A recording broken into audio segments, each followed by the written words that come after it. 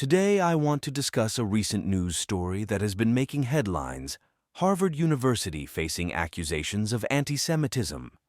The university's administration has been accused of promoting violence against Jews and supporting Hamas, leading to a lawsuit against the institution.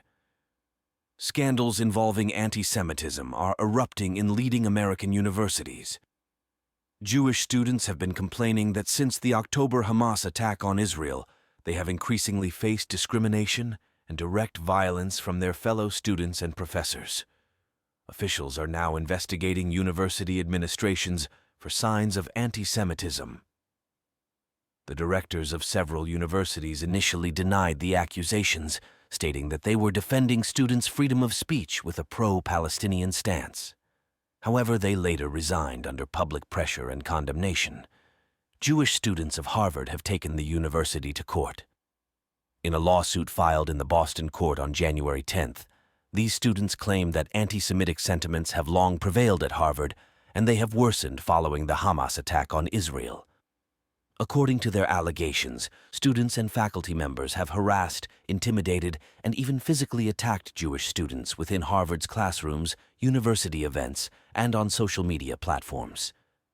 Some of the attackers have called for the murder of Jews and the destruction of Israel. The lawsuit has been filed by students from the law and public health schools, as well as a student from the Harvard Divinity School. What has particularly outraged them is the lack of response from the Harvard University administration to the attacks on Jewish students at Harvard. Moreover, according to the lawsuit initiators, the university's administration has shown bias against Jews during the admissions process, alleging that the number of Jewish students admitted to Harvard has decreased by 60% over the past 10 years. In their lawsuit, the students pointed out that the day after the Hamas attack on Israel, 30 student groups at Harvard anonymously signed a petition accusing the Israeli government of the events. A day later, the university's administration issued what the accusers consider a mundane statement, failing to condemn the actions of Hamas and the collective petition, and failing to express support for Jewish students. When those who signed the petition were exposed, and cars with their faces and names on billboards started appearing around Harvard's campus, the Harvard administration publicly condemned such behavior. The students filing the lawsuit believe that Harvard adheres to double standards. In their view, the university's administration is vigilant against all forms of discrimination except anti-Semitism. Harvard imposes selective rules just to avoid protecting Jewish students from persecution, hires professors who support violence against Jews and spread anti-Semitic propaganda, and ignores requests from Jewish students for protection. Meanwhile, they punish those who display transphobia, racism, and engage in other forms of discrimination, as stated in the lawsuit. The students are demanding financial compensation from the university, suggesting that students involved in bullying Jewish students should be suspended or expelled, and calling on the administration to return donations it received due to hiring anti-Semitically inclined professors and implementing an anti-Semitic curriculum. Harvard has not yet commented on the lawsuit filed against it. In late 2023, the U.S. Department of Education and the House of Representatives began reviewing the measures taken by Harvard to combat anti-Semitism. Last week, Harvard University's president, Claudine Gay, resigned amid allegations of plagiarism in her academic work and accusations of her failure to address anti-Semitic incidents on campus. In her December congressional testimony, Claudine's inability to unequivocally condemn calls for the genocide of Jews had sparked public outrage and calls for her resignation. Harvard is not the only prestigious American university grappling with allegations of anti-Semitism. Presidents of the Massachusetts Institute of Technology and the University of Pennsylvania faced similar accusations for allegedly ignoring anti-Semitic incidents following the Hamas attack on Israel. Both had to provide explanations to Congress in December. Notably, Liz McGill, the president of the University of Pennsylvania, had resigned earlier than Claudine. These accusations of anti-Semitism and the ensuing lawsuits have also affected other renowned institutions, including New York University and the University of California, Berkeley. It's worth noting that the Bible, as an ancient text, contains a wealth of information about Israel and its history, as well as prophecies about future events in the country. In the context of Christianity, Jesus, the Savior, was born, died, and rose again in Israel, making his name closely associated with the country. To fully understand the Christian faith and learn to follow Jesus, it's essential to keep an eye on the events and destiny of Israel. My opinion is that Hamas is a Sunni Muslim terrorist organization. The very name of the organization is an abbreviation of Arabic words that translate to Islamic Resistance Movement. However, it's also a play on words because the word itself, not just the abbreviation, in Arabic means enthusiasm or strength. Interestingly, in Hebrew, the same word means violence. This might be the most fitting way to describe what Hamas represents. Hamas seems to have no other goal or purpose than to destroy Jews and wipe Israel off the face of the earth. In addition to Hamas, the Palestinian people of Gaza have someone to blame for their difficult living conditions and isolation. I believe that protesters around the world carrying signs that read "Free Palestine" should amend them to say "Free Palestine from Hamas." Hamas is responsible for their suffering. After coming to power, Hamas started digging tunnels instead of using the accumulated resources to develop Gaza's infrastructure and provide humanitarian aid. Instead of building factories, they stockpiled ammunition to fire at Israel. All the resources that could have improved the lives of the Gaza Palestinians were directed towards the destruction of Israel. Since the beginning, Satan has incited nations, peoples, and groups to hate the Jewish people as representatives of God's ultimate redemptive plan. As this redemptive plan centers around Israel, Satan does everything possible to destroy it. Israel is a sign of God's covenant and redemptive plan. It is where the Savior was born, died, resurrected, ascended, and where he will return. That's why Satan seeks to unleash all the evil of the fallen world with its hatred and fury against this land. In simple terms, anti-Zionism is a political stance or ideology that opposes the existence of Zionism or its principles. And what is Zionism? It's a movement that advocates for the creation and support of a Jewish state in the historical region of Israel.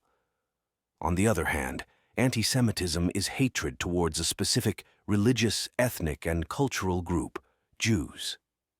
We have seen how this has been expressed loudly and clearly over the centuries.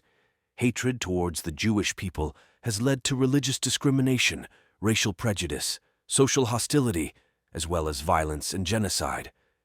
It is crucial to combat anti-Semitism and counteract it through education, enlightenment, and even legal measures. Promote understanding among other religious and ethnic groups.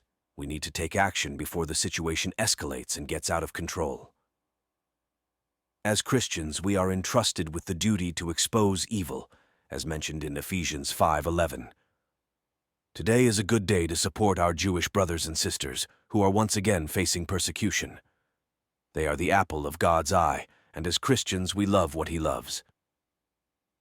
In 1879, German journalist Wilhelm Marr introduced the term anti-Semitism, which signifies hatred towards Jews, as well as towards various liberal, cosmopolitan, and international political movements and ideas of the 18th and 19th centuries that were often associated with Jews.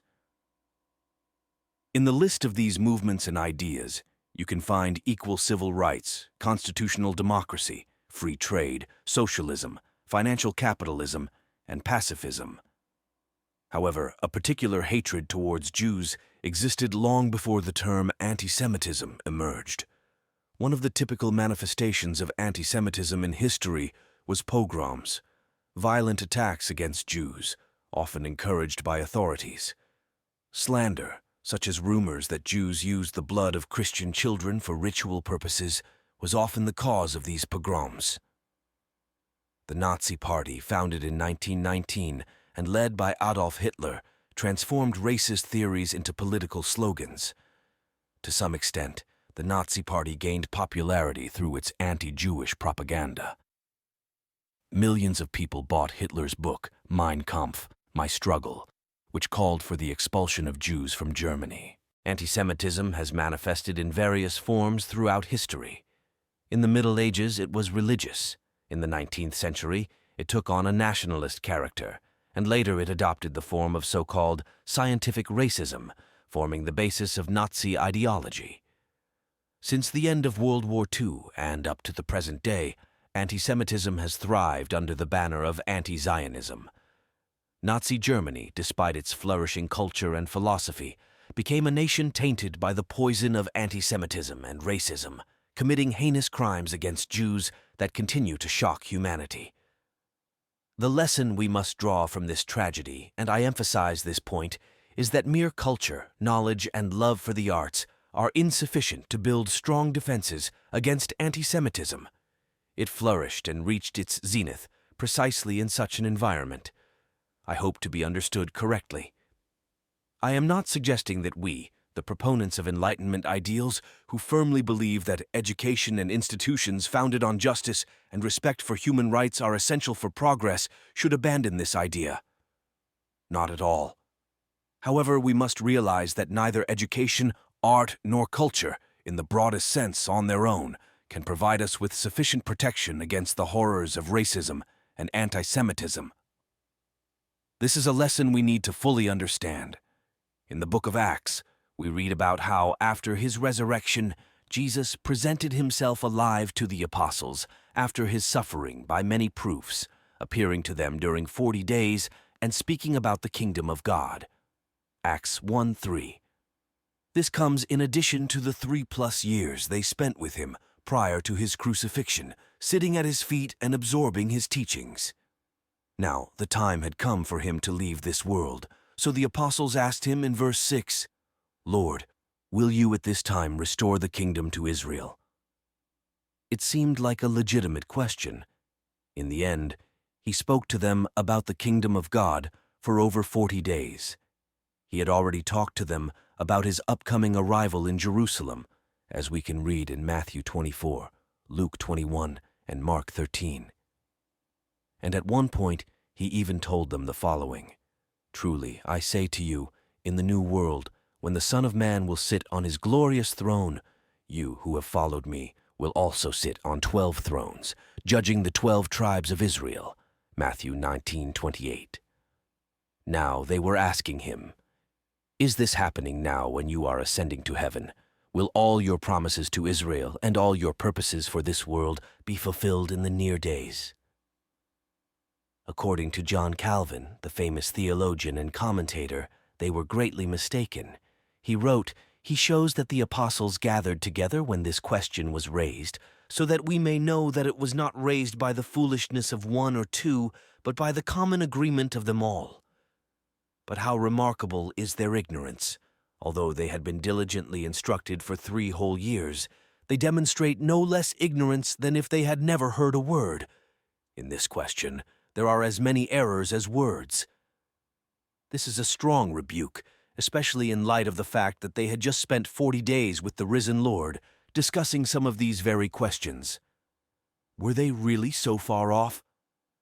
Calvin continues, "They ask him about the kingdom, but they dream of an earthly kingdom filled with wealth, delicacies, outward peace, and similar blessings.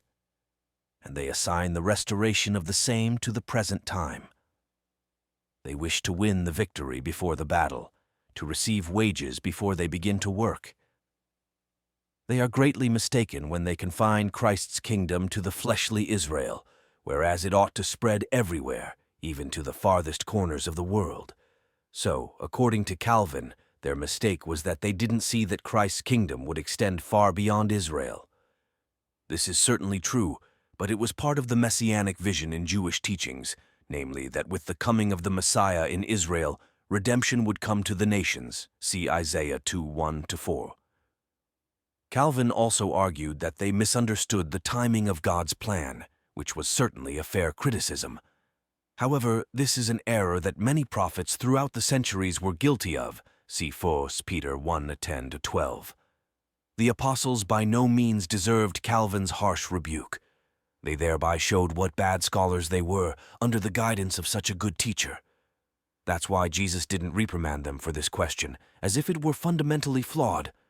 He simply told them that it's not for them to know the times or seasons which the Father has put in His own authority, but that they would receive power when the Holy Spirit comes upon them, and they would be His witnesses in Jerusalem, Judea, Samaria, and to the ends of the earth. See Acts 1:7-8. In other words, it's a great question, but the answer to it is for the Father to know. Your focus should be on bearing witness to the death and resurrection of the Messiah from Jerusalem to the ends of the earth. Those Christians who recognize that the same God who scattered Israel is now in the process of regathering His ancient people to the land of Israel are the ones who realize how Satan himself tries to destroy them. We can preach Jesus as the only way to salvation for both Jews and Gentiles. We can emphasize that in Jesus we are all equal without a class or caste system. As Paul wrote, as regards the gospel, they are enemies for your sake, but as regards election, they are beloved for the sake of their forefathers, for the gifts and the calling of God are irrevocable. Romans 11:28-29. And let all of God's people say, Amen. We hope this video has shed light on important issues surrounding anti-Semitism, the significance of Israel, and the recent controversies at Harvard University. To continue this conversation and stay updated on our content, please subscribe to our channel, give this video a thumbs up if you found it valuable, and leave your thoughts in the comments below. Sharing this video on your social media platforms can help raise awareness and promote understanding. Let's work together to foster unity, combat prejudice, and contribute to a more inclusive world. Thank you for watching and for being a part of our community.